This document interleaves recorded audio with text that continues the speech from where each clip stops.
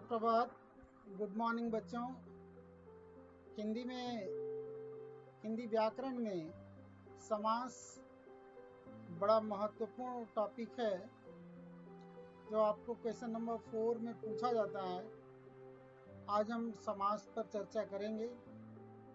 समास का तात्पर्य होता है संक्षिप्तीकरण और इसका शाब्दिक अर्थ है छोटा रूप, यानी कम से कम शब्दों में अधिक से अधिक अर्थ प्रकट करने के लिए इस समास या सामासिक पद्धति का उपयोग किया जाता है। आज सबके पास समय कम है, इसलिए कम से कम शब्द में अधिक से अधिक अर्थ को प्रकट करने के लिए इस सामासिक पद्धति का उपयोग करते हैं। आइए कुछ सामासिक शब्दों को लेते हैं और उन पर विचार करते हैं वो किन शब्दों के मेल से बने हैं। राज्याभिषेक राज्य तथा अभिषेक के मेल से बना है। सूर्योदय सूर्य तथा उदय। सिंहासन सिंह तथा आसन। राजछत्र राज तथा छत्र शब्द के मेल से बना है। बहुमूल्य बहु तथा मूल्य दो शब्दों का मेल है। और वस्त्राभूषण वस्त्र तथा आभूषण।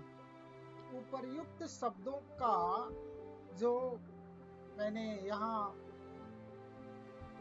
दर्शाया है, अगर परस्पर संबंध बतलाने वाले प्रत्ययों को देखें तो हम इसे समझ सकते हैं।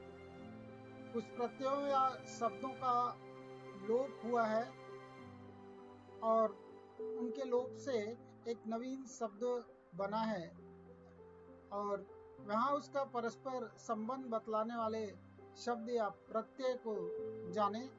राज्याभिषेक अर्थात राज्य का अभिषेक। सूर्योदय का हम सामासिक विग्रह करें तो सूर्य का उदय। ऐसे ही सिंहासन सिंह के लिए आसन के लिए प्रत्यय। बहुमूल्य बहुत ऐसा मूल्य। वस्त्राभूषण वस्त्र और आभूषण। या परस्पर संबंध बतलाने वाले प्रत्यय का के लिए ऐसा तथा और जिनका लोप हुआ है। इसके आधार पर हम समास की परिभाषा दे सकते हैं। दो या दो से अधिक शब्दों का मेल समास कहलाता है, या दो से अधिक शब्दों के मेल को समास कहते हैं। और सामासिक शब्द क्या है? समास के नियमों से निर्मित शब्द सामासिक शब्द या समस्त पद कहलाता है। जब हम समास का विग्रह करते हैं तो सामासिक शब्दों के बीच के संबंध को स्पष्ट किया जाता है।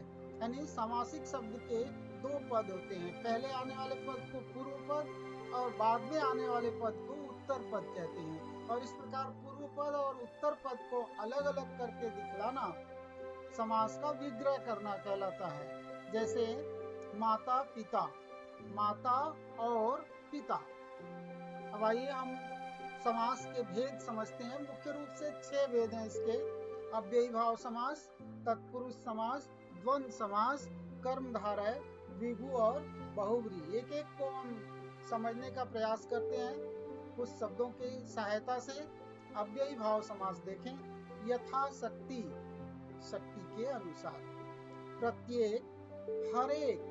विधिवत विधि के अनुरूप। धीरे धीरे धीमी गति से। और दिन दिन प्रतिदिन।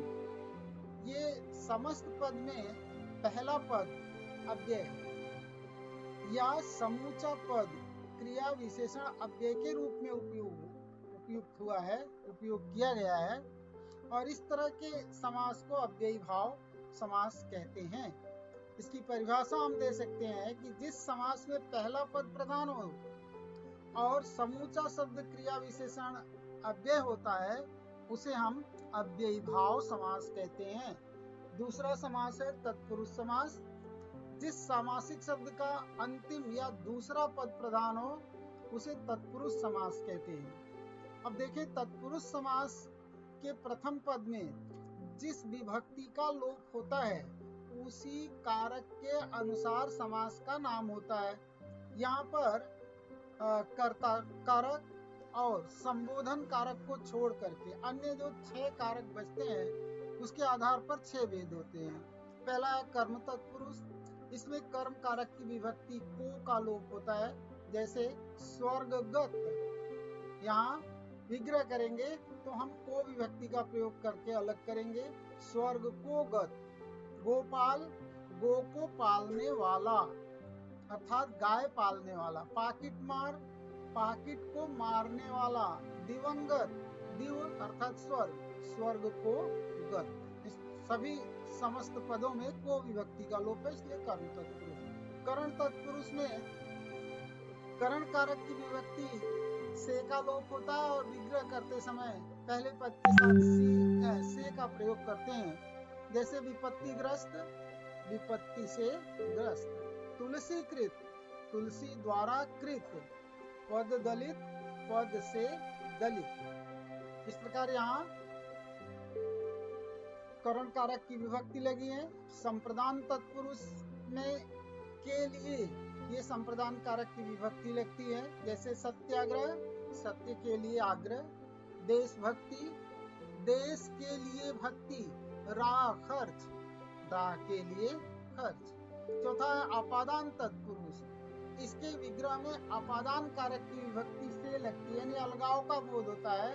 धर्म से भ्रष्ट, धर्म भ्रष्ट। कर्महीन, कर्म से हीन। देश निकाला, देश से निकाला।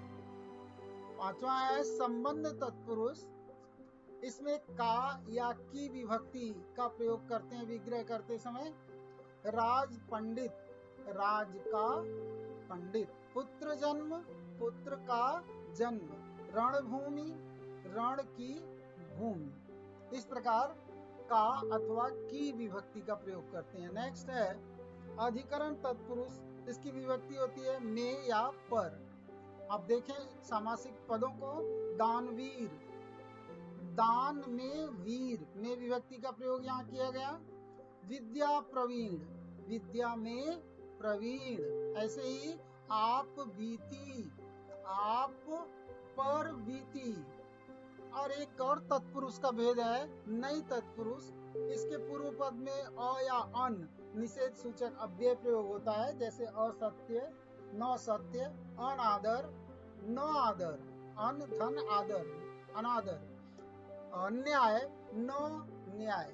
ये नई तत्पुरुष है। तीसरा द्वंद्व समास है, बड़ा महत्वपूर्ण है। जिस समास में सामासिक शब्द के दोनों पद प्रधान हो और जिनके मध्य में और अथवा शब्द लुप्त हो, उसे द्वंद्व समास कहते हैं। पंडितों ने द्वंद्व समास के 3 भेद किए हैं। पहला इतरेतर द्वंद्व। इसका विग्रह करते समय और प्रयोग किया जाता है। पिता पुत्र, पिता और पुत्र। बेटा बेटी, बेटा और बेटी।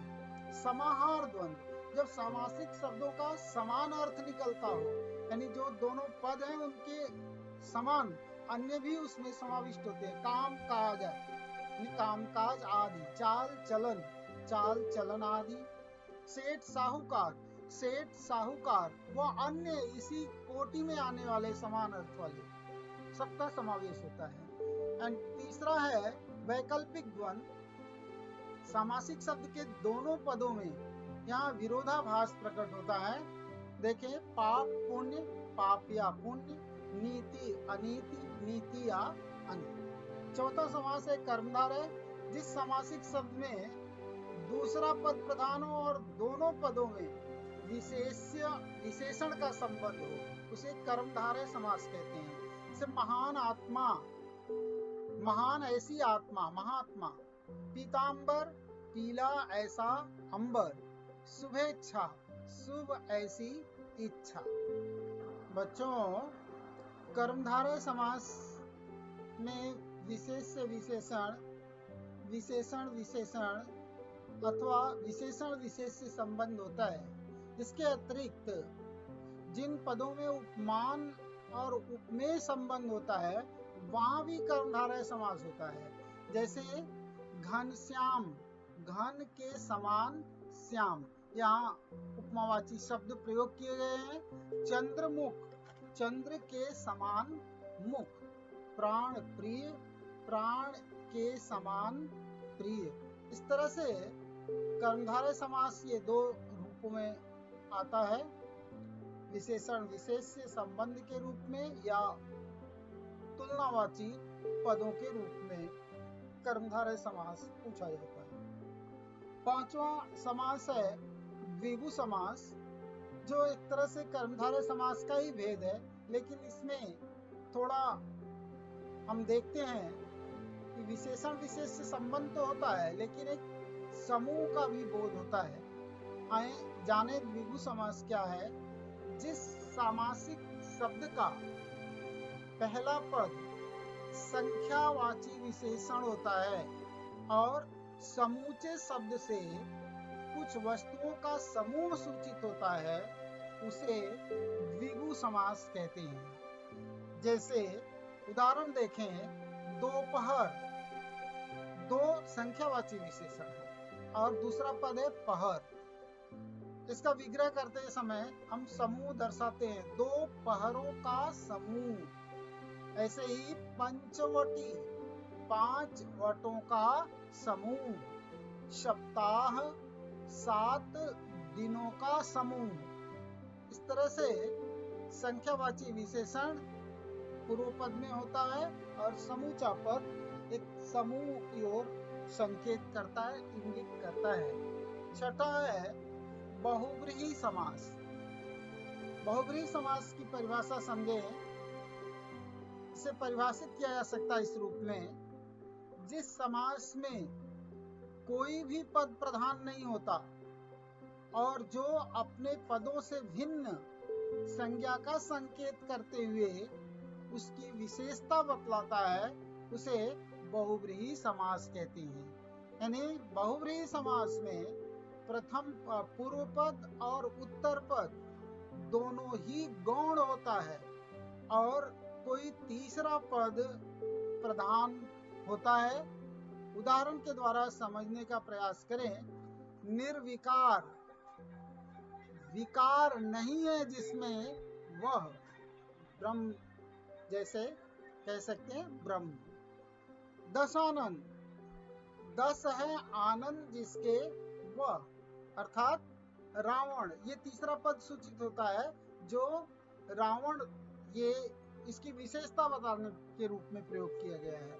वीणा पाणी, वीणा है पानी में जिसके वह, अर्थात सरस्वती। इसी प्रकार से बहुव्रीहि समास में एक सह बहुव्रीहि और एक प्रादि बहुव्रीहि समास का भी प्रयोग है, प्रचलन है। सह बहुव्रीहि में पूर्व पद में स या सा लगा रहता है, जैसे सहृदय, हृदय के साथ, सादर, आदर के साथ। और प्रादि बहुव्रीहि में नी, जैसे पूर्व पद में उपसर्ग लगे रहते हैं, जैसे नीरस, निर्गत है रस जिसमें वह, प्रादि बहुव्रीहि समास।